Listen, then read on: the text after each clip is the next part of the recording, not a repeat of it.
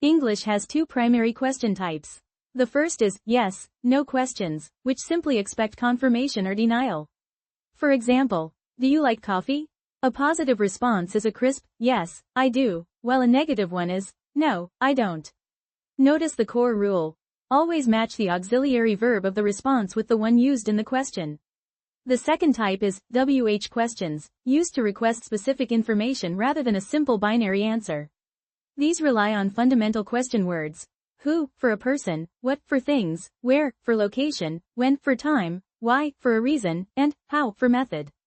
To find out someone's location, we place the question word first. Where do you live? Let's look at the syntax. When converting a statement into a question, the auxiliary verb moves ahead of the subject. First, present simple, you play tennis, becomes, do you play tennis, by introducing the auxiliary. Second, present continuous, she is learning, inverts to, is she learning? Third, WH questions. Simply prefix the inverted structure with a question word. Where do they live? To build precision, memorize the functional target of each WH word. Who targets a person, where targets a place, when targets time, why targets a reason, and how targets a method.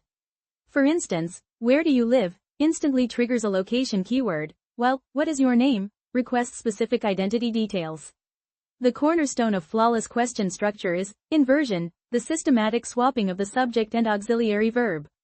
In, you are a student, are, moves to the front, yielding, are you a student? If a sentence lacks an explicit be verb, like, she plays football, we extract the hidden auxiliary to form, does she play football? A frequent error is placing the question word at the end or omitting inversion entirely. Saying, you are going where, is structurally incorrect. The question word and auxiliary must lead. Where are you going? Similarly, you cannot form a question by tone alone. She plays football must be corrected to, does she play? Natural English relies heavily on short answers to keep conversations efficient. The golden rule is simple. Echo the exact auxiliary verb that initiated the question. For, has she finished the report? Reply with, yes, she has, or, no, she hasn't.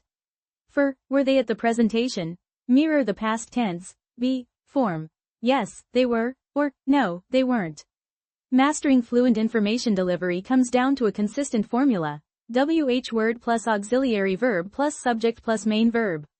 Following this strict hierarchy gives us where, plus, do, plus, you, plus, live, and what, plus, does, plus, she, plus, do.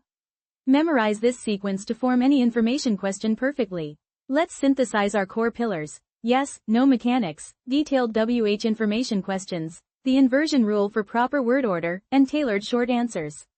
If you can confidently navigate these 4 quadrants, you have cleared our master checklist and fully commanded the structural logic of English questions. Let's finalize with practical, everyday execution. First, in a cafe setting, use the polite request, can I have a coffee, please? Second, navigating transit or a city. Deploy, where is the nearest train station? Third, in an academic or structured environment, ask, what time does the lesson begin? These phrases demonstrate how core grammar rules translate seamlessly into real-world confidence.